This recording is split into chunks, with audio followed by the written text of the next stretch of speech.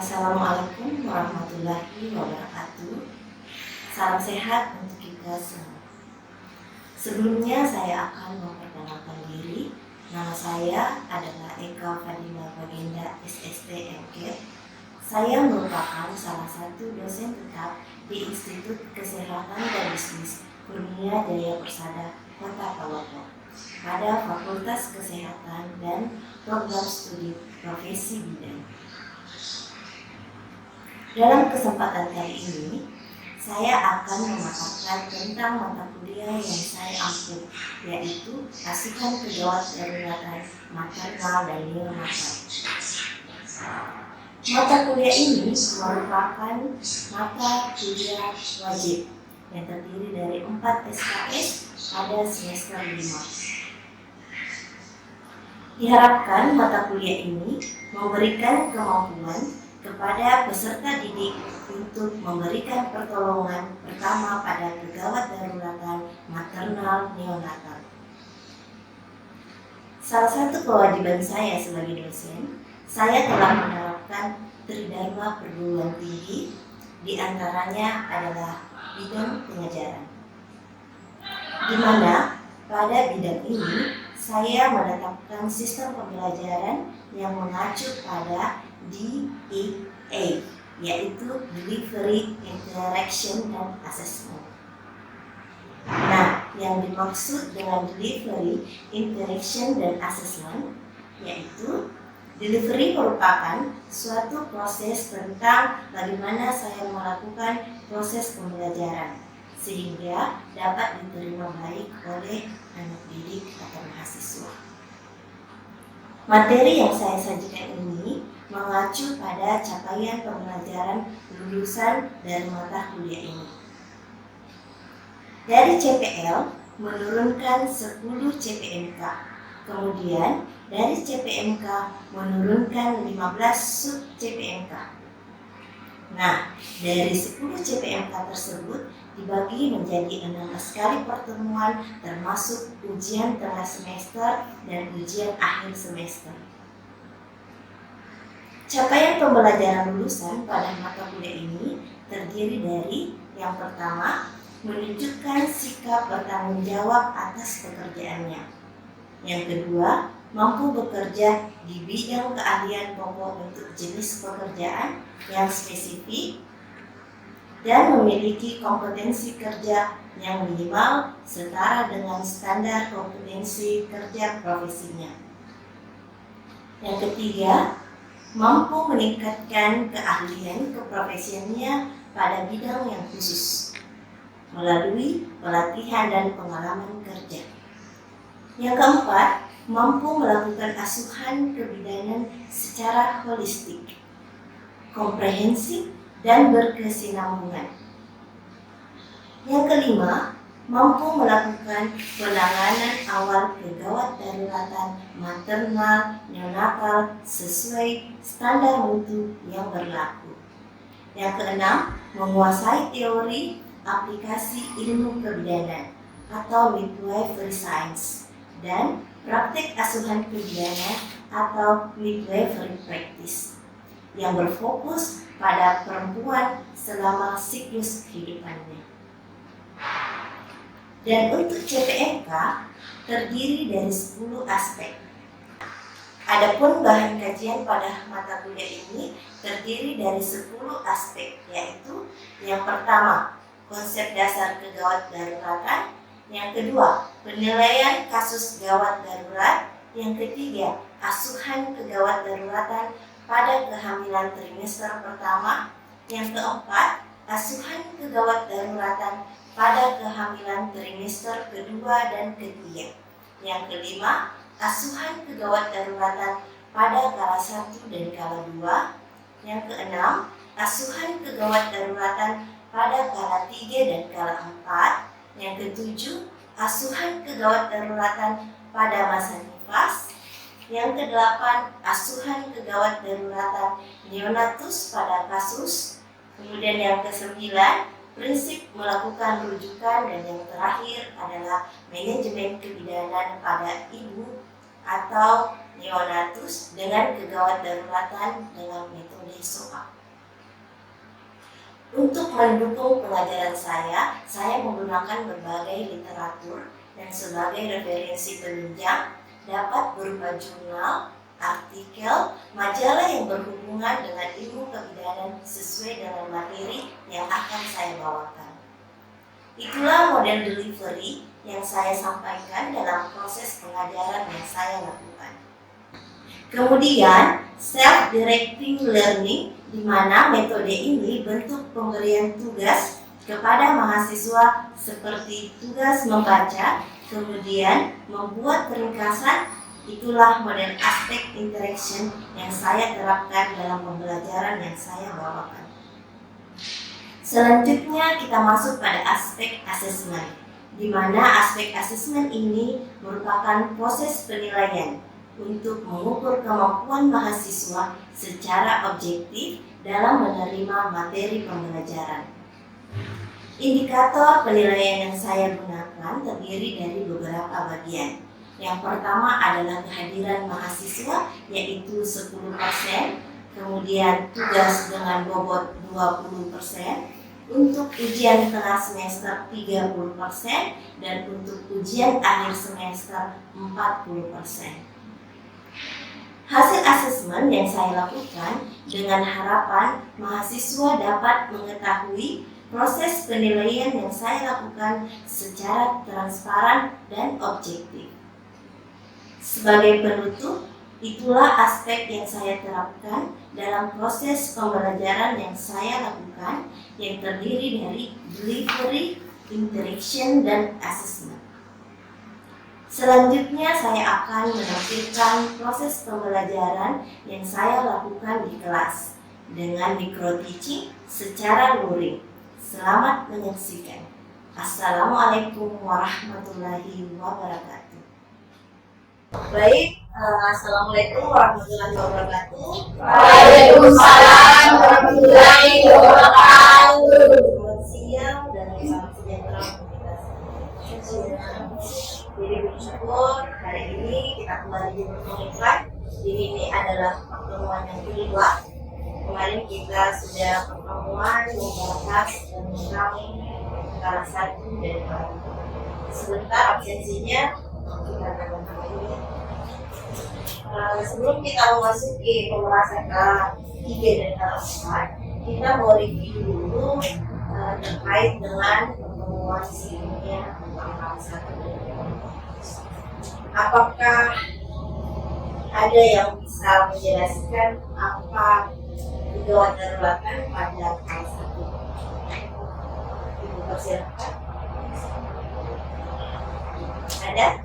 Contohnya Bu atau contoh kasus yang terjadi kegawat daruratan pada K1? Ada? Silakan untuk kamu. Belum ya? K1. Kelas 1 itu kayak sering sering lama yang macet itu. Oke, kelas 1 lama. Oke.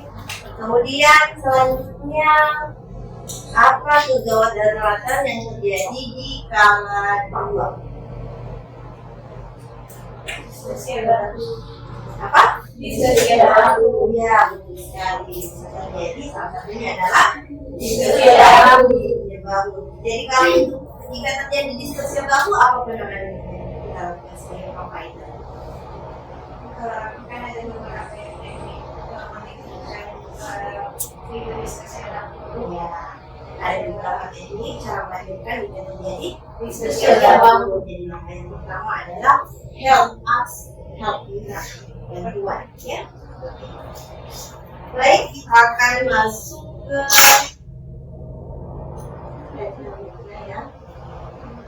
jadi ini adalah tujuan instruksional khusus. Jadi tujuannya adalah mahasiswa mampu melakukan asuhan kegawat daruratan pada kelas 3 dan 4. Apakah ada yang bisa menjelaskan apa itu kelas 3?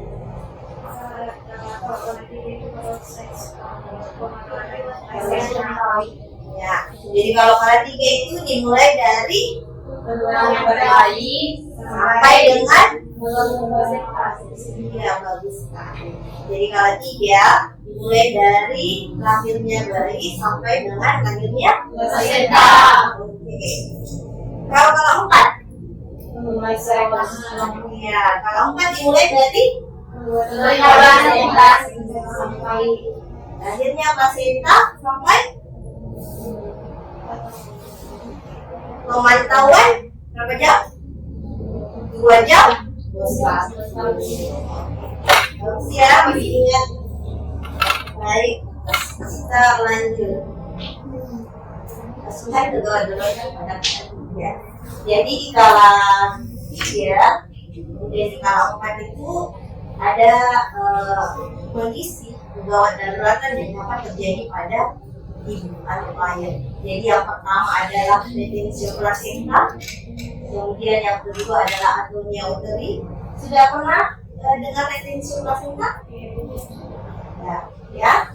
Jadi kita jelaskan satu-satu ya. Kemudian yang kedua atonia uteri, kemudian yang ketiga ada laserasi jalan lahir. Apa itu laserasi?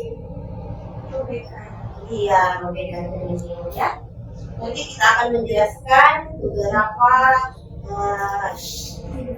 ya dari robekan atau laserasi jalan lahir. Kemudian yang keempat adalah pendarahan postpartum. Ini pendarahan postpartum adalah silent killer biasa terjadi. Termasuk penyumbang terbesar kematian ibu. Ya. Oke. Kemudian yang terakhir adalah shock obstetrik. Kapan terjadi shock obstetrik? Ketika pendarahan postpartum tidak tertangani dengan baik. Jadi ketika ibu mengalami shock, maka sulit untuk memperbaiki keadaan tubuh ibu menjadi lebih baik. Oke, kita lanjut, kita masuk ke atonia uteri. Ya, atonia uteri. Kita lihat definisi dari, ada yang pernah mendengar apa itu atonia uteri? Apa itu atonia? Iya. Normalnya atau fisiologinya ketika ibu habis melahirkan itu ada kontraksi di dalam rahim. Dia itu terasa seperti kepala ibu, jadi terasa keras dan bundar. Ketika rahimnya keras dan bundar, maka itu pertanda kontraksinya baik. Maka jika pada postpartum terjadi lembek pada uterusnya, tidak ada terasa keras dan bundar pada uterusnya, berarti tidak terjadi kontraksi. Jika tidak terjadi tidak ada kontraksi, maka akan terjadi pendarahan. Selanjutnya, ini gejalanya.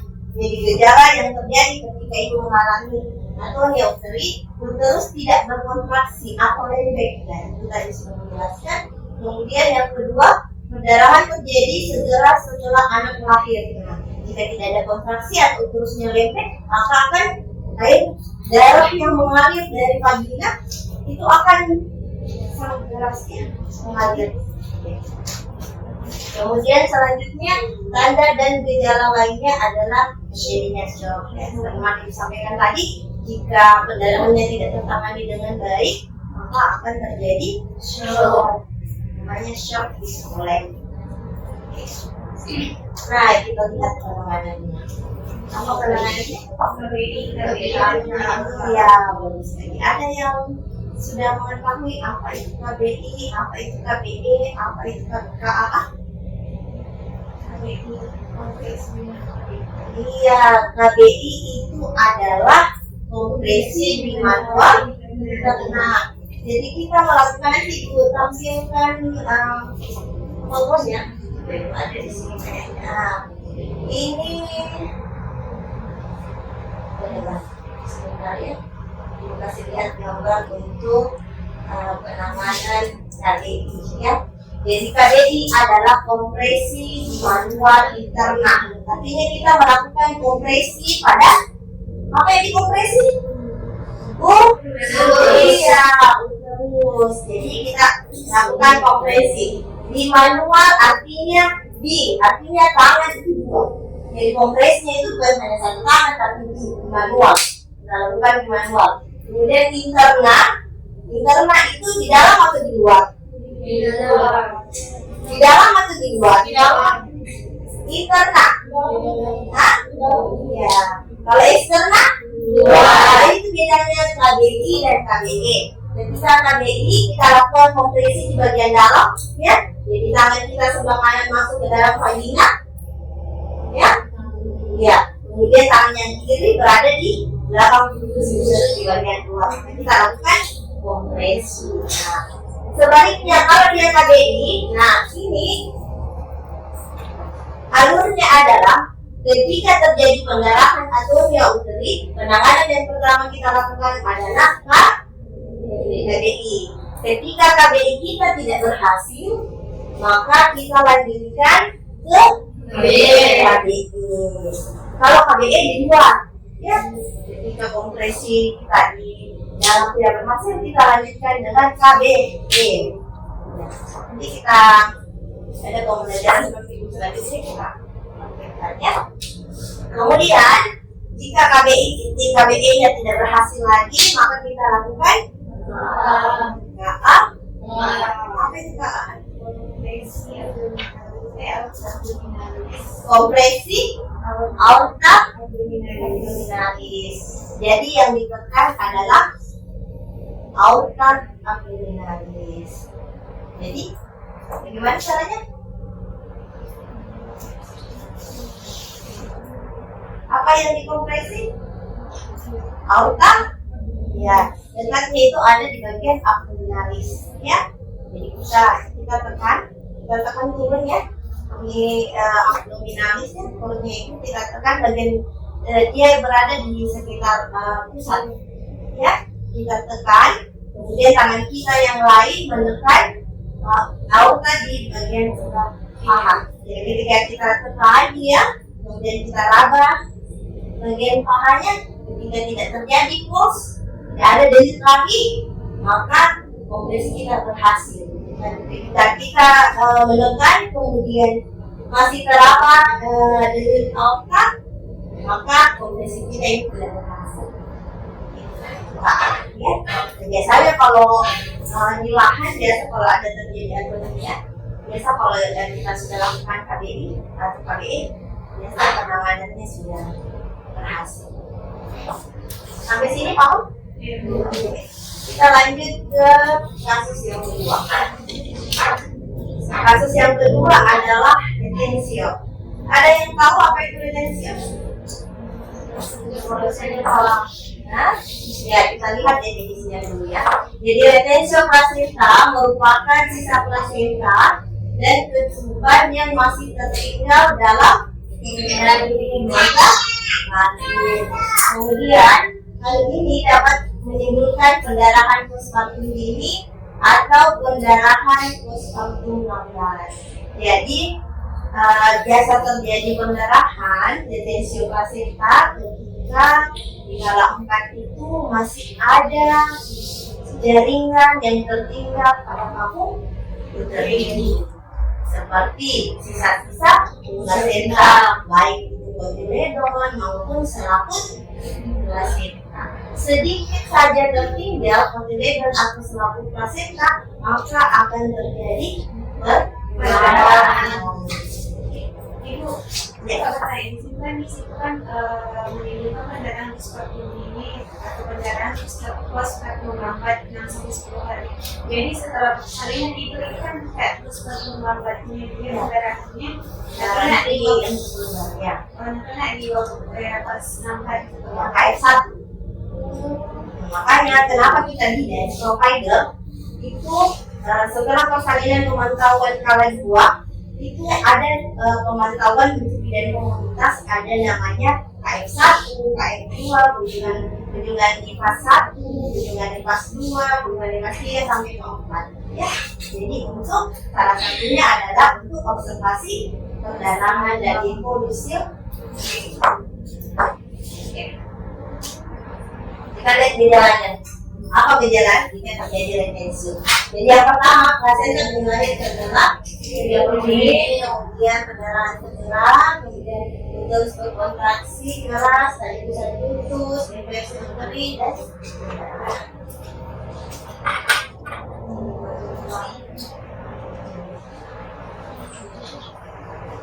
jika terjadi apa namanya?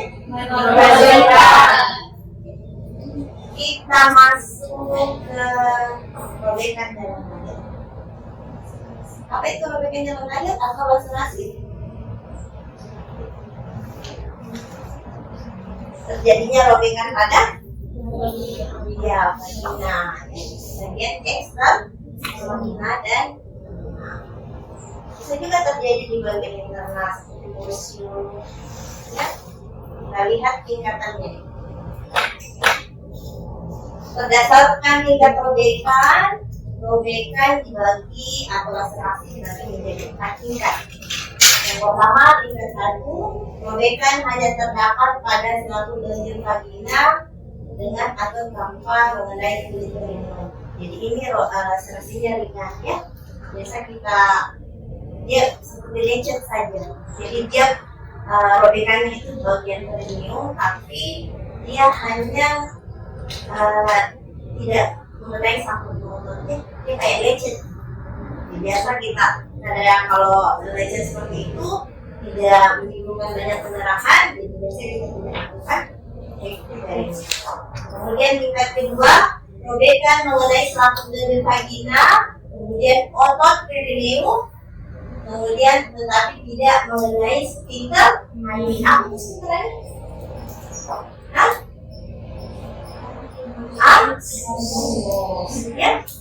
Ya, betul.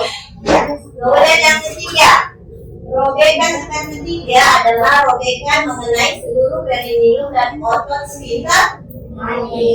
Jadi di vagina ada sphincter. Jadi di vagina itu ada ostium vagina, kemudian di sini ada perineum, kemudian di sini ada kemudian terjadi robekan antara lubang vagina atau ostium vagina sampai dengan anus, jadi robek sampai dengan sphincter anus. Ya. Kemudian tingkat keempat, robek sampai mucosa rectum. Mucosa rectum itu bagian dari anus. Ya. Jadi kalau kita ketahui untuk robekan di standar kompetensi bidan kita ya, standar kita itu bidan diatur oleh standar kompetensi. Jadi kompetensinya itu bidan itu adalah melakukan hitung perineum sampai tingkat tingkat 2. Tingkat berapa?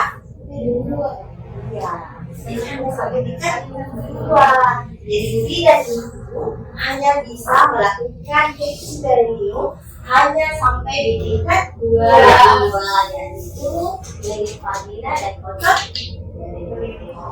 Jadi untuk 3 yang menggunakan sphincter ani dan mucosa rectum itu vagina, itu adalah kompetensinya dokter objek.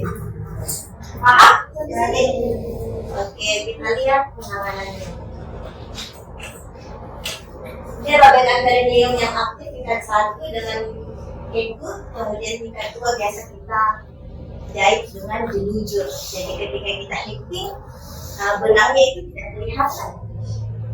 Kalau yang pertama itu biasa kelihatan. Kalau yang kedua kita menggunakan benang yang tidak dicabut lagi, jadi dia sudah menyatu dengan kulit. Nah, jadi jangan takut. Edukasi ibunya, ibu bidan saya takut lahiran. Kenapa Bu? Saya takut kalau lahiran ada nanti robekan, kemudian dijahit, kemudian dicabut lagi dengan tidak sudah menyatu dengan kulit, tulisan jelujur ya. Dan kita masuk ke yang keempat ya, ini pendarahan postpartum primer.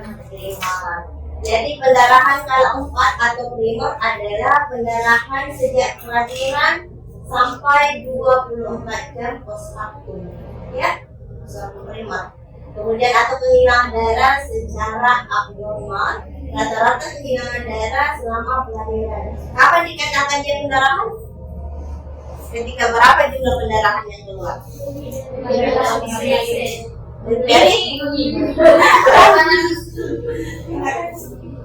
berapa? Ya, bisa kita membayangkan mana itu? Hah? Kalau gelas aqua itu berapa? Kalau satu botol ini botolnya 600. Kira-kira kita keluarkan 100 miliar cc, kemudian 100 ml, jadi sekitar dari sini kan sini. Biasanya ini backend, backend itu volumenya sampai 500 ml. Jadi kalau sudah penuh itu, ya. Jadi kan kalau terjadi pendarahan, tidak sempat lagi kita mengukur lagi ini menggerakkan ini pendarahan tidak. Jadi kita harus melatih diri, ya. Bisa berlatihan di rumah. Pakai underpack, biasanya sekarang itu kita mau pakai underpack ya, jadi darah sudah tidak kemana-mana ya. Kemudian kita pakai underpack, kita coba-coba, bisa kita pelajari di rumah, kita coba, kita kasih pewarna airnya 500, kemudian kita tumpahkan di underpack. Nah, kira-kira akan terbaca, oh pendarahannya sekian 500. Bisa dipaham? Kemudian apa penyebabnya? Ini penyebabnya. Penyebabnya adalah atomnya uteri. Jika atomnya uterinya tadi tidak tertangani dengan baik, tidak dilakukan kompresi manual internal, kemudian tidak dilakukan kompresi manual eksternal, kemudian tidak dilakukan kompresi abdominalis, maka apa yang terjadi? Pendarahan. Kemudian terjadi retensi. Kemudian terjadi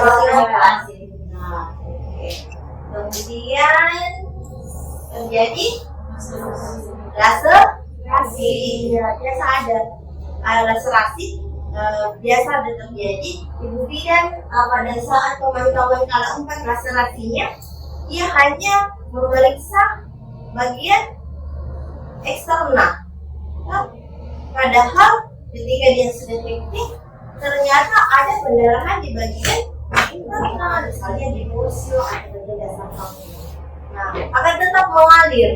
Pendarahannya dari mana ya? Sudah tidak ada sisa tadi yang sudah lakukan pemeriksaan, tidak ada sisa, kemudian saya sudah itu teman-teman ternyata di bagian yang harus kita teliti betul, deteksi dulu pendarahannya itu dari mana. Oke? Baik. Jika tidak ada pertanyaan, Ibu akan tutup perkuliahannya hari ini ya dengan ucapan Assalamualaikum warahmatullahi wabarakatuh. Waalaikumsalam.